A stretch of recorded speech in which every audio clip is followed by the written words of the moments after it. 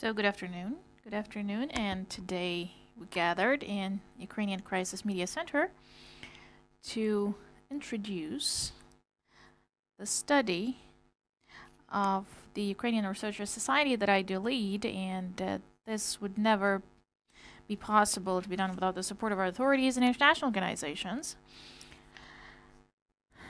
And basically, we have here today with us the project manager of FAO,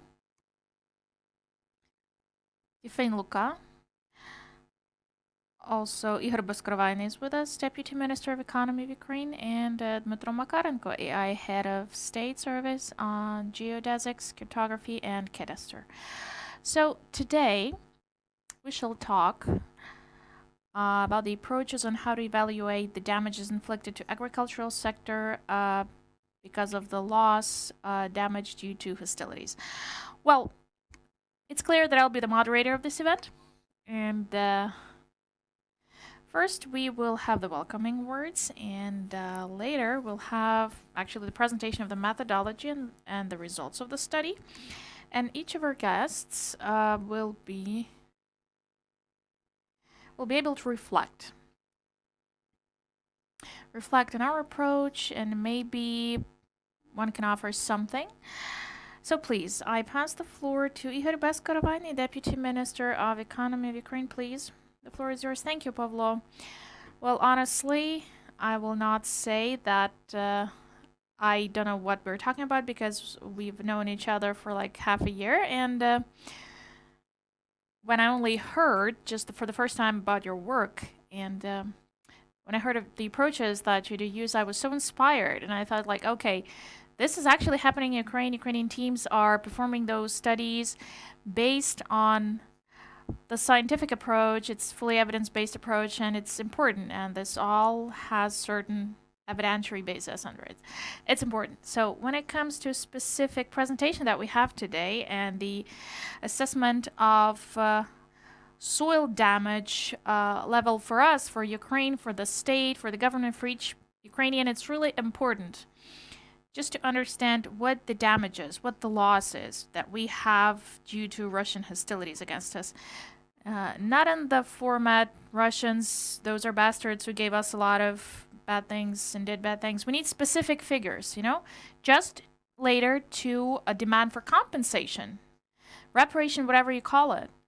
So that's why we have to take this first step to start this productive discussion and be specific in our actions. Data. We need data. We need to calculate it with the help of specific studies and surveys and research with evidence, which are calculated and interpreted in specific figures and even numbers and amounts, and the connection that we have. So assessment of losses in agricultural sector due to soil wastage, it's important not just in the context that I mentioned. It's also important because we speak of assessing the quality of soils. What shall we do with it after the active phase of hostilities is over? So we had certain understanding, certain level of knowledge, and what soils do we have in the country, in which regions, the structure, but we had to update this information via these studies as well. It's really, really, really crucial for us to know what strategy should we build and develop for agricultural sector to develop, for the state to evolve, let's say. If we take specific cases. Okay, if it's about demining, if it's about demining of the territories, and Ministry of Economy is responsible for that as well. So we have just to understand how shall we prioritize. Assessing the damage and loss, it will be one of the important elements of this prioritization. Therefore, with this puzzle, let's say, we'll be able to design proper methodology, objective.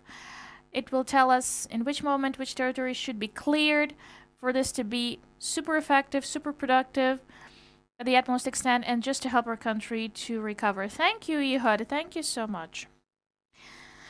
Now I pass the floor to Dmytro Makarenko, AI Head of State Service on Geodesy, Cartography, and Cadastre, please. With Dmytro, we've been cooperating for quite a long period of time. So we just invited him to demonstrate the cooperation in this specific area, please. Thank you so much, Pavlo. Thank you for the introduction. Thank you for actually stating this, that we do work. We work together. Yes, I can confirm this. And I also want to confirm the fact that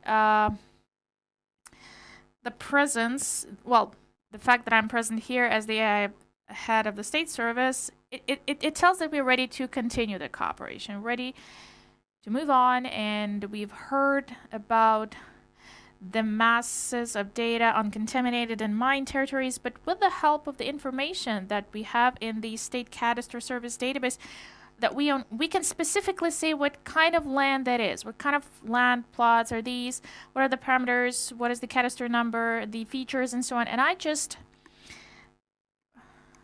I set a very ambitious goal for myself, even during this event. Okay, so what I want to understand, what shall we do with this information later? Because today we have a lot of initiatives from CSOs and NGOs and international partners as well in state sector. And I think that for us it's important to consolidate all those efforts just to design the best mechanism, the most effective mechanism, like how shall we use the information for us to know, and respectively, which prioritized actions should be taken. Like what measures should we take with the data that we have in future. So it will have a more detailed discussion later. Yeah, thank you. Thank you so much, Dmytro. Before I pass the floor to Tifain, we also have with us online Kharkiv Military Administration in Zoom. Okay, if you do hear us, please just respond. We have Yevhen Ivanov with us. Hello, Yevhen. Are you with us? Greetings, greetings, ladies and gentlemen. Thank you for this opportunity to speak at this event. Thank you for inviting me. First of all, I'd like to express my gratitude to Ihor, who is leading this specific project, and we have a very tight cooperation. I'm grateful to the State Service on Geodesics and, of course, to Ukrainian Researcher Society. I'm grateful. Together with FAO, they presented this initiative. And with FAO, we have very tight cooperation and dialogue on that matter, and I can say we've been in this dialogue for a year already. And Tifain will also speak about that later. So for me personally, what I want to say, how important that is for the region and what actually shall we get from that project. So first, I want to remind you that we are the most the most contaminated region. Almost half of agricultural lands are contaminated. It requires clearing and decontamination, and there must be specific technical examination prior to that. So half of arable lands in Kharkiv region. So before the full-scale invasion, we were in top 3 of Ukrainian regions with the volume of the products that we managed to actually generate. And also when we speak about the grain that comes to ports, it's also us. So we have to examine the lands. We have to understand what is the capacity. If we can get this damage compensation mechanism, it's a strategic issue for the region to recover the soils and for the economy as well. Yes. Half of the workplaces, especially if we talk not about Kharkiv city, but about the region, about rural areas, I can see 3 positive areas which we may actually develop within this project, and I do hope we'll manage to do it. First, we have this trend, and already they globally discuss it. The grain which is produced here in Ukraine, it's environmentally, let's say, it's not eco-friendly. It's contaminated already. The grain that produced now during the war, we speak about various types of, like the corn, the wheat, and other cultures, where we usually are in the top 5 of exporters for that type of product. And we have to start working on this. We have to start doing something. We talked with FAO already. We have to make these maps, we have to understand what is the level of contamination in which specific district. Just, yes, we have the contaminated territories, but not all of these. And we cannot just say that everything is contaminated and saying that all the grain is contaminated. We have to be very careful with it, just to avoid this, as we call it, snowball effect, disseminating this in the media, just giving us an improper image in Europe and in the world, because we don't want to have that negative image when it comes to our products. Of course, it will be a very important strategic issue. Fortunately, still, it hasn't reached that global level. I mean, this specific issue, but if we do nothing, it may happen. It's really good that this initiative is coordinated at the level of FAO, meaning the UN organizations and agencies are there on board. We will work, we will try to compose those maps, we will examine the territory, we will present the information properly, including our international partners, to have the adequate level of understanding of what's happening now in the country, and that our products that we are so proud of, which comprises the huge percent of GDP, that it's eco-friendly, that it's safe for use, and it has to be exported. Second thing, so when we make those maps, when we get those data, of course, it will help us in future to effectively demine the territories. It's about maps, so if you have precise and accurate maps, it will help us later, of course. At the level of our regional cadastre, we have the full understanding. With FAO, to FAO, we will provide all the maps, all the information at the level of communities and districts of how these contaminated are, and the prioritization of its examination. We, as the military administration, we coordinate that together with the State Emergency Service. We did a lot of work already, and we will integrate this. We will provide support, provide some basic data that we do have, maybe somehow to accelerate this process and to simplify it for the current project that we talk about. Thank you for this initiative. I'm grateful, and our military administration will support this activity, and we will stay in touch with all the stakeholders, everyone who's engaged. Thank you so much. Thank you. Okay, so from Kharkiv region, we have also the local self-governance, Kharkiv Regional Council, a representative that we have. Okay, who's with us? I don't know if Miss Tetiana Yehorova-Lutsenko, if she managed to join us, but I can see that we have her deputy.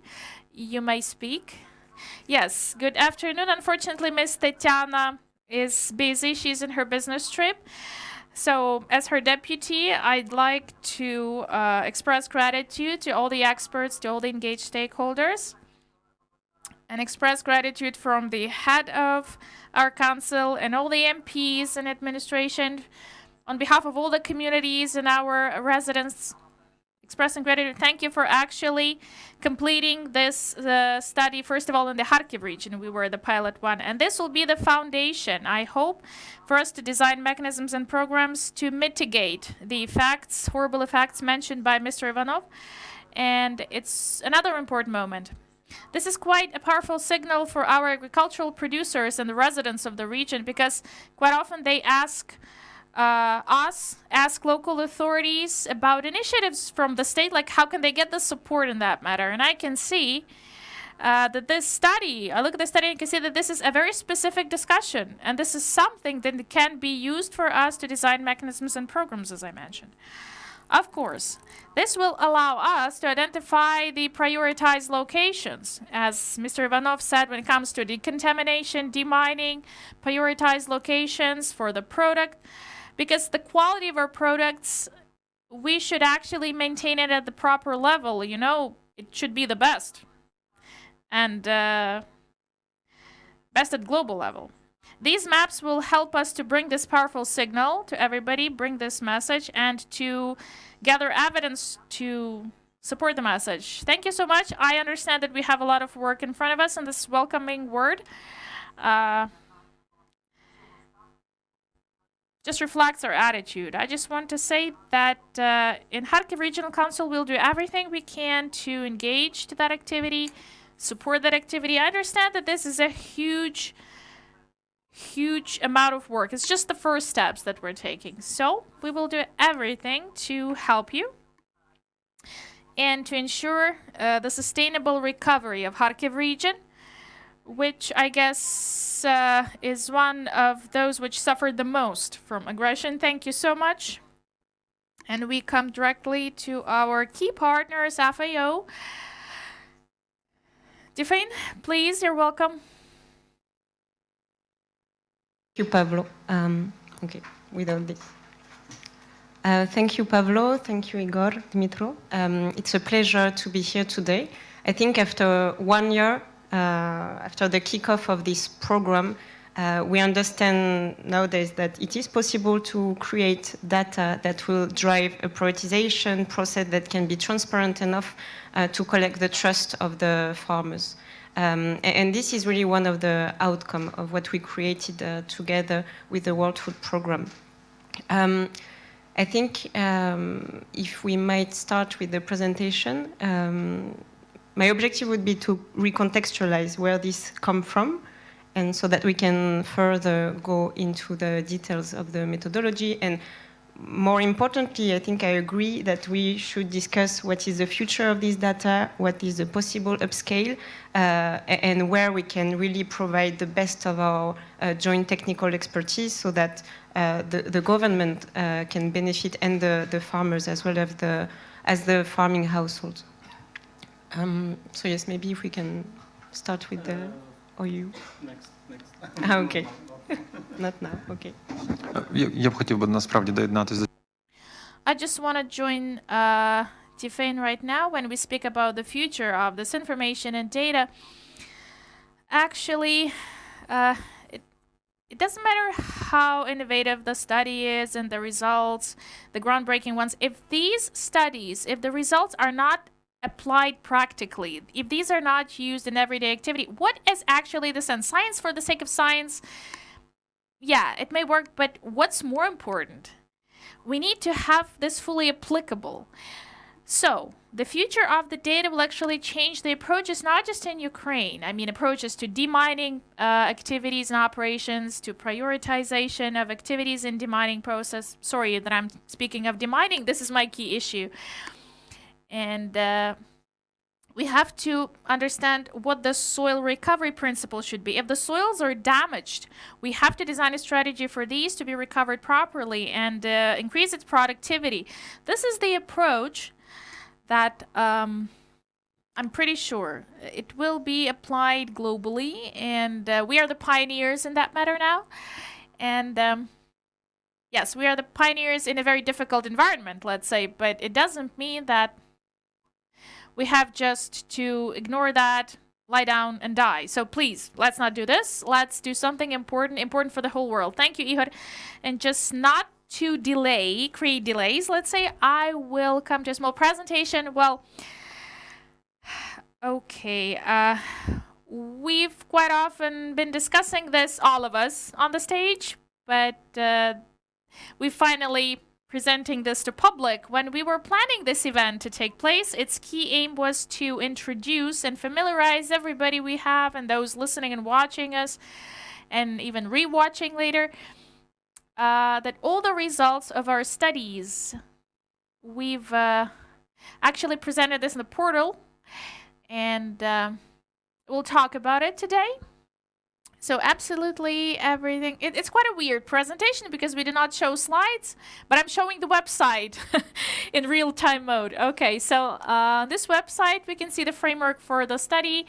We have all the plans presented there, and Kharkiv region is in the darkest blue color. Yeah, so it means that it's already complete there, and the team that we have on the hall, they actually work in Mykolaiv and Kherson regions. Yeah, they're operating there. So I do hope that quite soon, like within a month, we'll be able to present results for Mykolaiv region. By the end of spring, Kherson region. So it's not just about making one region and just being proud of that and boasting. No. We're doing it. We're still doing it for all these materials to be available, not just to us, not just to government. This website is in 2 languages, so you can actually, it works for external and internal audience, both. And if we go, for example, to Kharkiv region, to this chapter, for each region, we will have a description of the methodology and the results. Also, analytical reports will be there. You can see how it looks. Yeah, so I'm just showing you. So we collected, we have this physiogeographical assessment, the damage assessment, analytical report, recultivation measures, like it's there.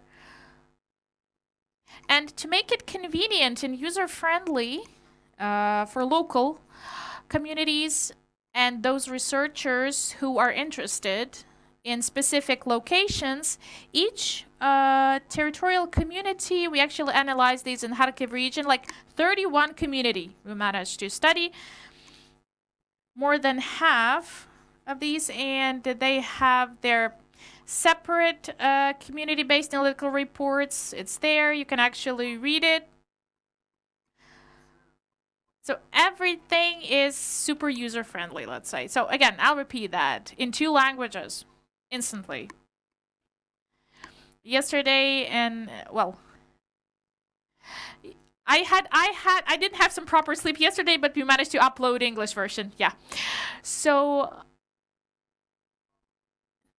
if you want to have details on methodology of assessment and which approaches we did apply briefly, the inspire of this whole methodology will tell us, Alexander Bochkovsky, and I will ask Alexander to step out. Yeah, please take your place in the spotlight and tell us briefly what the methodology is, all right? He's our leading researcher. What have we already done in the Kharkiv region? Okay. Greetings, ladies and gentlemen. I'll give details about the scientific framework and research framework.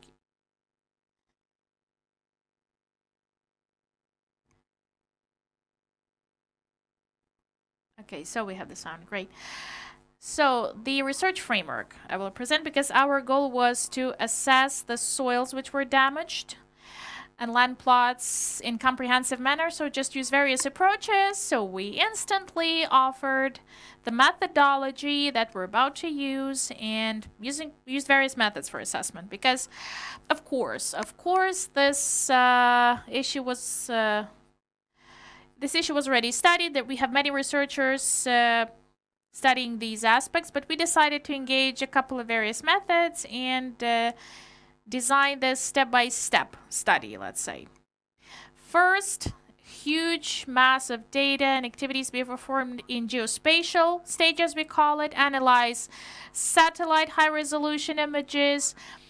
At geospatial stage, we had 3 parts: deciphering the damage of soils, cartography then for the soils and fields. We also had some field studies and the lab studies. I'll tell about that briefly. Another remark on the territory of analysis. So the territory of Kharkiv region that was affected without 40-kilometer zone close to state border and the separation line where we still have the active hostilities and shellings. This was excluded. So geospatial analysis, which is basically the primary one, and we got the majority of data under that. Deciphering of damage, first of all, mechanical damage of soils. So after shelling, deciphering the craters, let's say, okay? Within the territory of region, we deciphered 420,000 of craters, and each crater, location of each crater is quite accurate. There's a special number that's assigned, diameter. So the caliber of potential weapon is also calculated. But on this map, you can see the density of craters, yeah? Per square kilometer. And in this specific community, we have 4,000 craters per square kilometer sometimes. So this is quite dense, okay? And can we have the next slide? Okay. As a result of the bombardment, we have the craters being formed. Another element is that because of when the military transport is moving and the weaponry is moved, so soil becomes more dense. It means that fertility is going down. But on the basis of this geospatial patterns of the density level changing, we could understand where they were firing from, the artillery as well. So the hot spots, as we call it, where the majority of contamination comes from. We used these satellite images, deciphered that more than 3.5 hectares of lands within the territory that was analyzed has some traces or maybe contaminated or with higher density. We also had another element in our activities, mapping of soils, because it's clear that you can't just put craters on the map. We used for mapping 1 to 100,000 maps with this proportion, yes, but the scale, but it's quite obsolete. We cooperate with FAO, of course. So we decided to adapt this map to international classification of soils. So we created this database of soils. I mean, the agricultural soils. We updated this. There were attempts to do it for the whole territory of the state, but we tried to adapt it to international classification. The state classification is quite different from the international ones.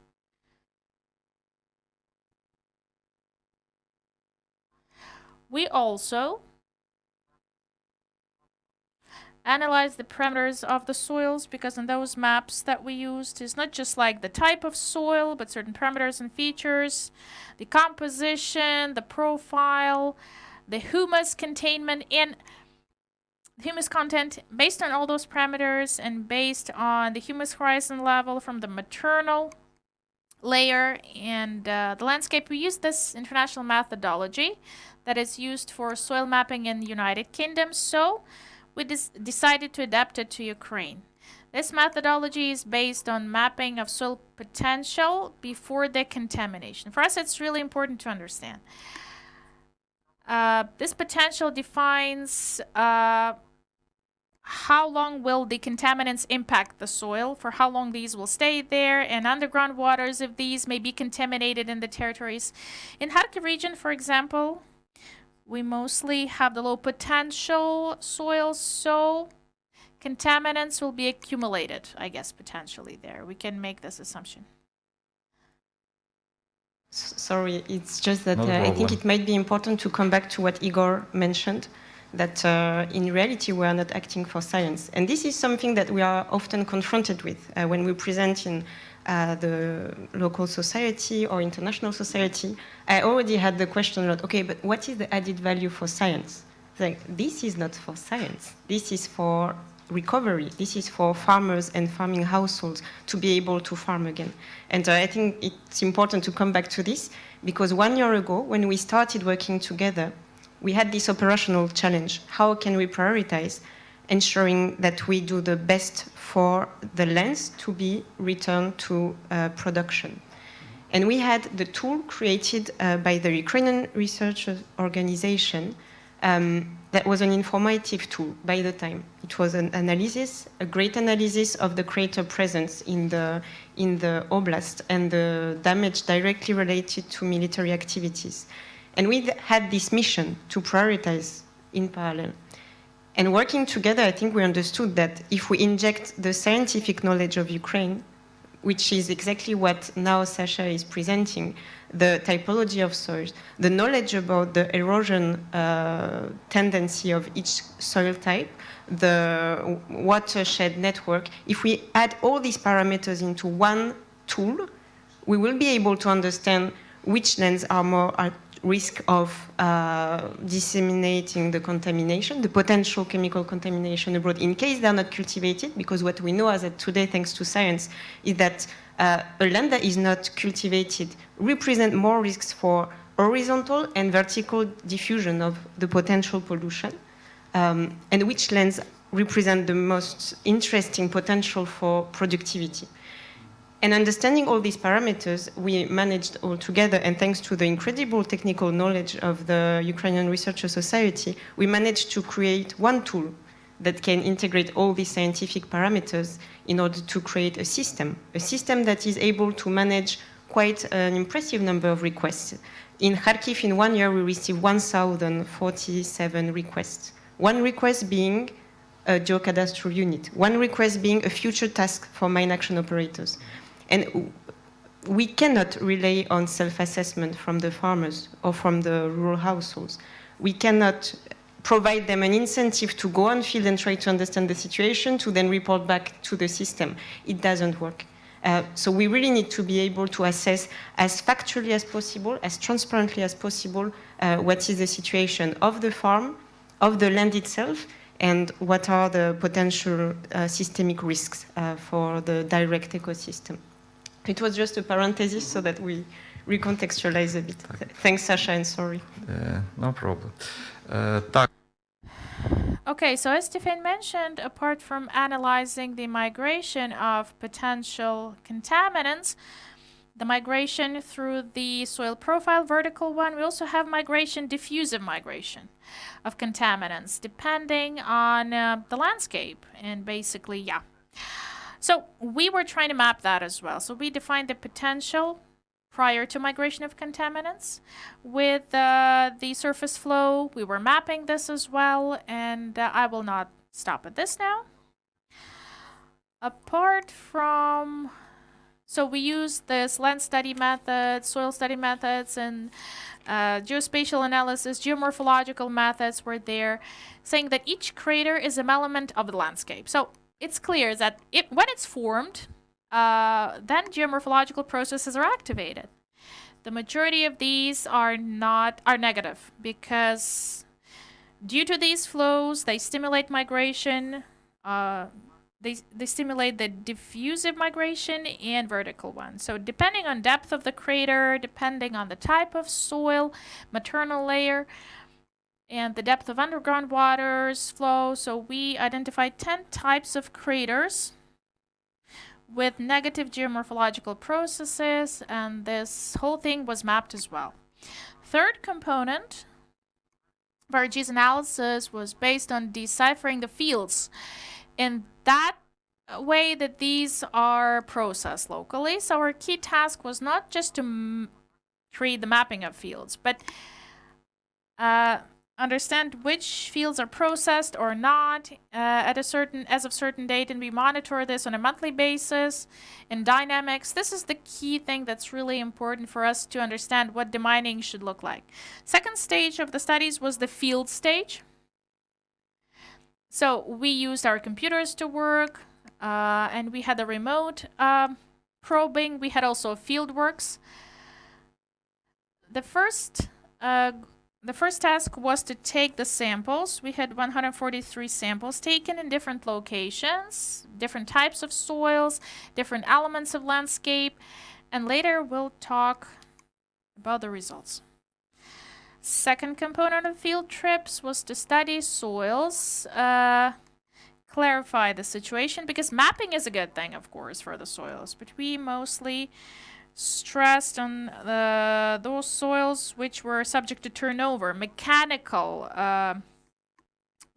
changes. And we classify these as well, studying the craters as new formats of landscape and geomorphological processes that we modeled first. And on the image you can see, for example, some of these that we modeled, and basically our field trips just confirmed all our assumptions that we had. And the last stage is the lab test or the lab study, and it allowed us to have these 143 spots, check these, measure the contaminants level. We analyzed the heavy metals content. Heavy metal containment is a direct one. That's what we confirmed. So almost in all the locations, but in the majority of craters, the heavy metals contamination does not exceed the upper threshold. But when we speak of the concentration of heavy metals and other contaminants, In Clark's or the concentration coefficients, we have this contamination 3-5 Clarks, and it depends on the weapon type. So this dependence on the caliber and the type of weapon, parameters of the landscape and soil, helped us to understand how can we correlate later to extrapolate the content of the heavy metals in the territories. Of course, this extrapolation is quite relative. It doesn't include the qualitative indicators. The concentration of heavy metals in ppm. We mostly took these relative characteristics, the concentration coefficient, but it allowed us to identify hotspots. Those where the contamination with cadmium will be the highest potentially, and so on. So zinc, for example, and other heavy metals. Copper. So also we took this general indicator of contamination, comprehensive one. Apart from all of this, we categorized the fields with the potential contamination. We used the indicator of what is the distance for example, for the cartridges to disseminate within the territory. What is the radius? So we managed to categorize the fields, and for each field we measured some parameters, like you can see it in this window, floating window, number of craters, the soil turnover level, potentially contaminated, density, type of soil. All these parameters are in a unified database, which looks like an interactive map. This is all from me, and I pass the floor to Pavlo.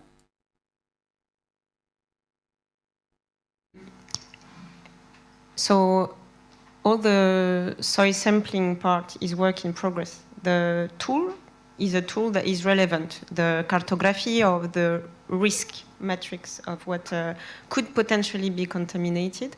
We need to finalize the first soil sampling campaign that covers rather the case scenario that we observe nowadays on field, as well as the different soil typologies. There is one protocol that has been created by FAO ROM that is used nowadays for this sampling by the Ukrainian Research Society, by FAO on field, as well as in the future by the Fondation Suisse de Déminage. I think it's important to agree with all the initiatives that are ongoing in the country on the parameters that should be measured in order to understand not only what is the concentration as of today, but also to understand the entirety of the biological and physical parameters that have an important role to play in the destiny, in the fate of these contaminants. Should it be a leaching into groundwaters, potentially, or should it be an uptake in the biomass that will be produced? And I think it's, in order for the government to have a data on which to base action, I think it's extremely important to be coherent and federative, and to have an approach that can create information that will be, in reality, harmonized. So this might be some part of the work that we have to do now, because we hear a lot of initiatives that focus on explosive traces, some initiatives that focus only on heavy metals, some other that are not measuring at all some key elements such as the pH, for instance, electroconductivity, very simple parameters that are really key. It's just like reading a blood analysis with having only an information about your iron concentration, for instance. It doesn't make sense. It doesn't give any information about your health in general. So I think that would be a next step in order to create a national soil health assessment. It's also important to understand that the outcome of this assessment is to create actionable recommendation and a technical assistance for the farmers and the producers. Why? Because we have the French Institute of Agronomy online, I think, and they certainly also consider this from their perspective. You know, there is a lot of geogenic cadmium concentration in France, meaning natural cadmium concentration. And France, for instance, created a tool to be able to predict the non-conformity of grain, considering the different aspects and parameters of your soil analysis. I think what could be interesting in Ukraine is to create a model that would be able to announce to the farmers which risks is at, not only in terms of non-conformity from the phytosanitary perspective, but also in terms of production, because the contaminants are not only a potential concern for the human health, they are also a concern for production due to potential phytotoxicity. And the farmer needs to understand if there is a risk of decrease of 10%, 15% of the harvest. This is extremely important. The recommendations are not rocket science. Usually it's quite straight to the point. If we speak about cadmium contamination or slightly elevated concentrations, then the basic recommendation comes from the selection of the variety, the selection of the specific, so the crop, and then the variety within the crop, so understanding which variety concentrates more this contaminant and which variety would be more resistant to this contaminant. Also the potential basic soil management, management of acidity, trying to preserve the pH as high as possible to avoid mobility of this contaminant, and avoiding practices that would promote erosion. So they are quite straight to the point. It's nothing that is not applicable by the farmer, but people need to have the information, and we need to be able to create this information and to find channels to disseminate the information, because we need to understand that the farmer might have a better access to the information if through the extension services, for instance, or at oblast level, or should it be under the state agrarian registry with the Ministry of Agriculture? So these are all the questions that lay ahead. We hope that we will finalize the soil sampling campaign, our joint campaign, by the end of August, I would say. And we hope that we will collect a significant number of samples. Together, we have more than 236 samples as of today. And we hope that we'll be able to reach 500 samples. I think that's it from my side on this point, but to transform, to concretize this into action, we still have some elements to discuss. Thank you, Tifain, for your remarks.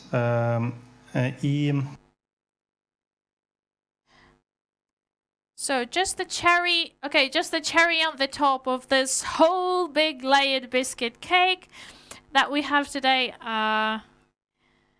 The assessment of damages and losses, the economic losses and damages, I think.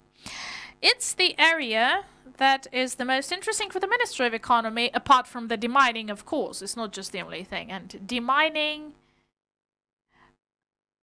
in terms of economy, is the prioritized one. We have just to give the start, for these fields to be processed eventually after the demining. In the team, we have economists as well, and we identified 4 types of expenses. Sorry, losses, not the expenses, 4 types of losses. 11 subtypes, okay? And with this evidentiary basis, of course, we can analyze the indirect damage and loss for each spot and calculate it, have a preliminary calculation for it. The lost profit, of course. It all requires, I guess, more detailed analysis, but we showed that this can be done and how it can be done. So the profit that was not received due to the soil damage and the recovery needs, it's not technical examination and clearing of agricultural land, so you can see. Yeah, you can see that each spot is calculated, and the needs for recultivation. Sokolovsky Institute helped us with this, and I do hope that we'll cooperate with them in future as well. And that report is put separately on the site. This is just the very first step for us to understand which spots will require recultivation after the demining processes, and how exactly this recultivation should be organized. And the general assessment of losses, so 36 billion hryvnias we calculated in total of the losses and damage inflicted in the analysis zone. So I'll go back to this, what Alexander started with. Unfortunately, we did not analyze the whole Kharkiv region, as the bordering locations are still under heavy shelling. So, and the soil turnover is taking place there as well. Still, so in the buffer zone, 40 kilometers, in this zone, we still cannot perform any analysis. And I do hope that quite soon we will perform that as well. So we will have a full analysis for the Kharkiv region. Just I want to demonstrate the interactive reference, as we say, that all the layers that we demonstrate in the description of what is located there, we can actually put these layers on each other, and just to analyze this, what Tifain was saying, to compare, and so we can use the layering for a deeper analysis. As we have quite a lot of work still to be done, it's just the third region that we're going into, no deeper analysis there so far. So if we don't find an organization or experts who will do it before us, then we will go deeper with the analysis, okay, in future. Briefly about that, that's briefly about the presentation, and I'm sure that we need to give time for discussion, a brief discussion.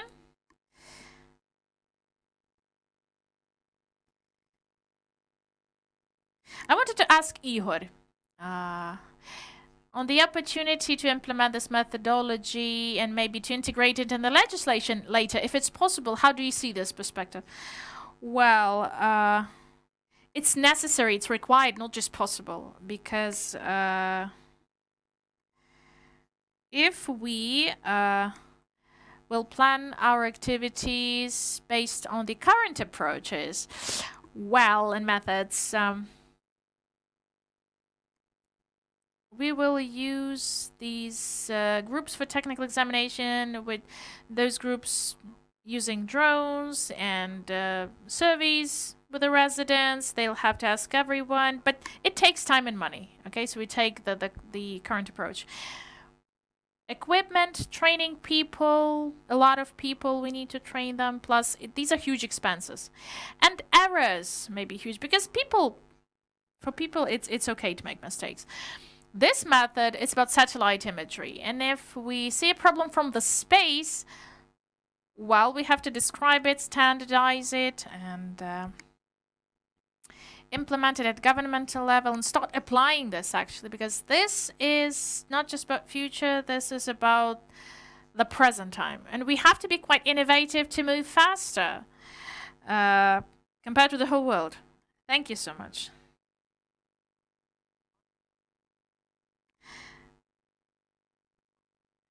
So, Dmytro, can we actually import those data? And how can we use it? Okay, so thank you for the question. About the legislative component, like a year ago in April 2023, there were amendments in the legislation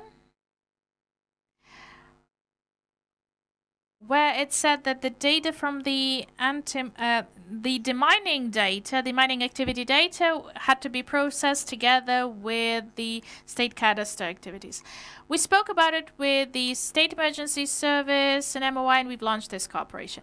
How it actually happens in practice, state cadastre and the center, they get the massive data on, let's say, potentially contaminated territories in shapefiles. The experts of the State Cadastre Center, they actually use the shapefiles together with information that they have in the database, and they get specific spots, land spots, with specific characteristics, with specific purpose and area, and they transfer this information back to the Anti-Mining Activities Center.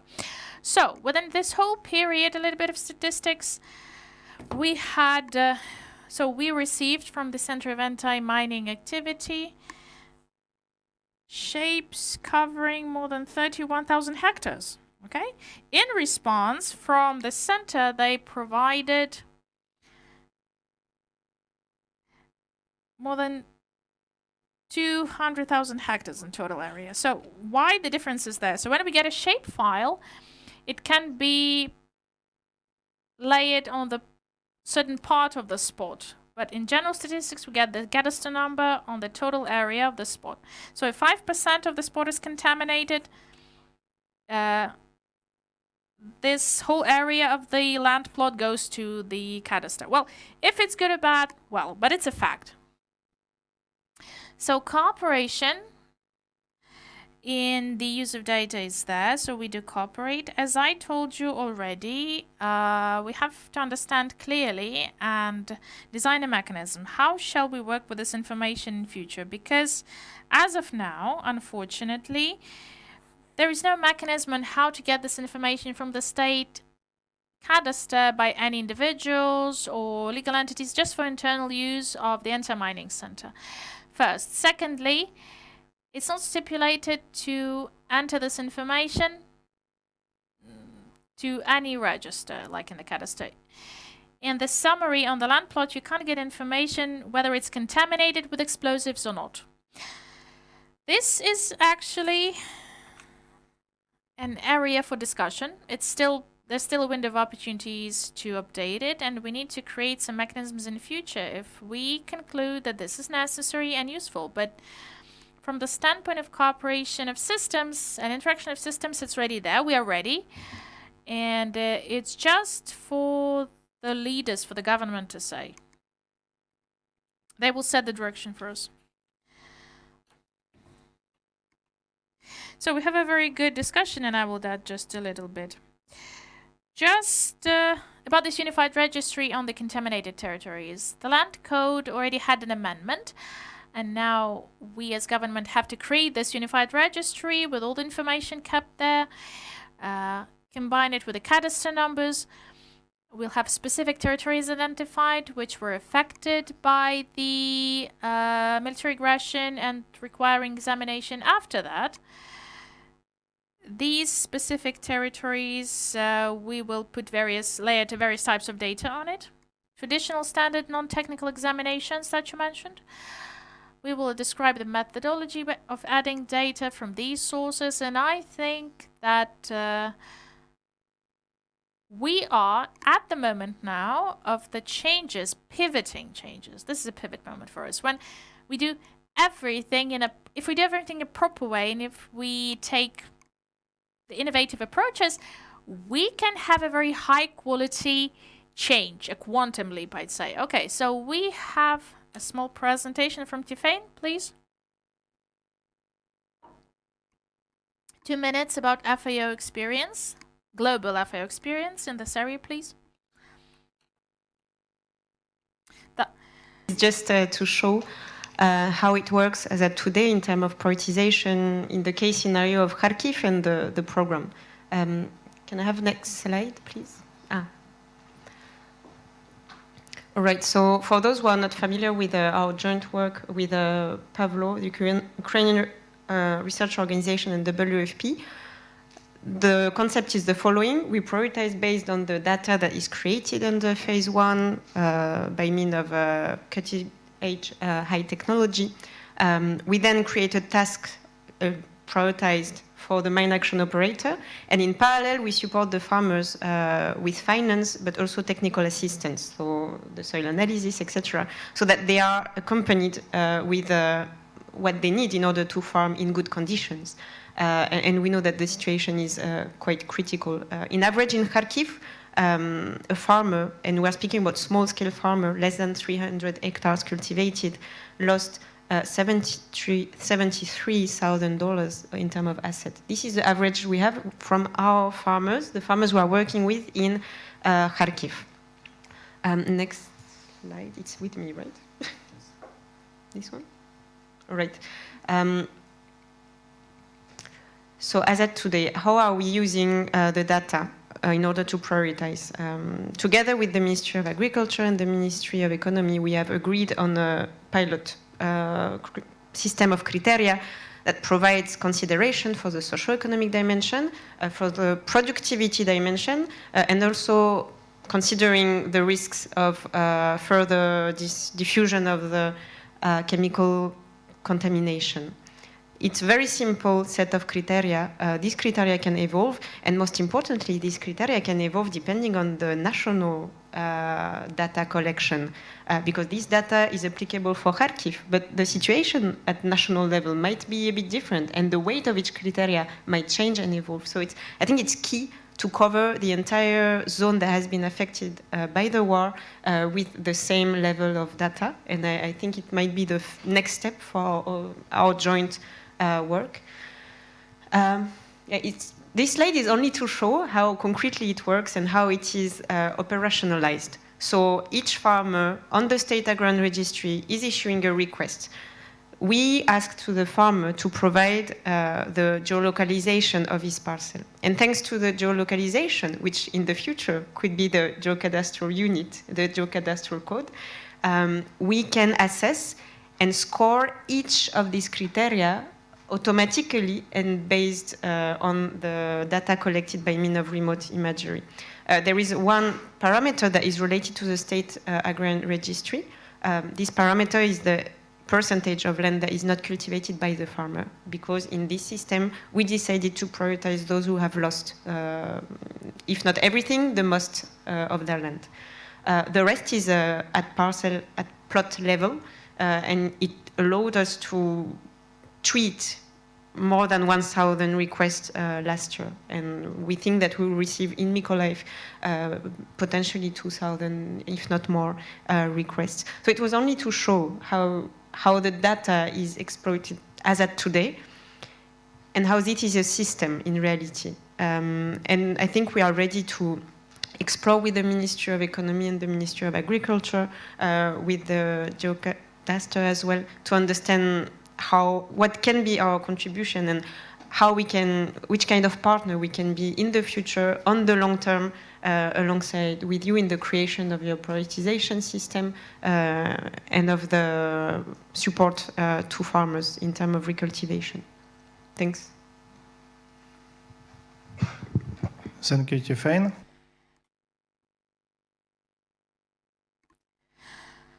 Okay, so we'll finish soon, and maybe for those people watching us on the Zoom, maybe Kharkiv Council or Administration has some remarks. Please raise your hands if you want to ask something. No questions so far? Okay, if something is there, put it on the chat, please.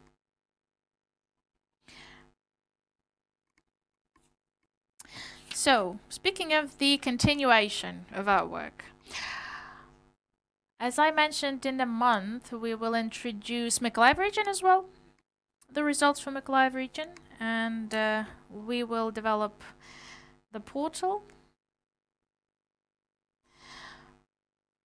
where we shall add new communities and new territories.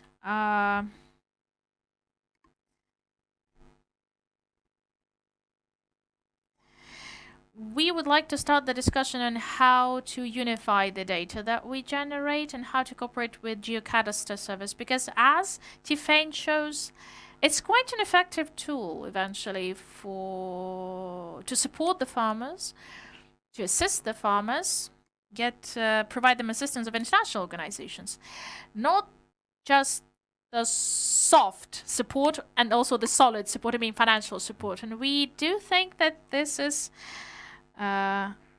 really important now for us.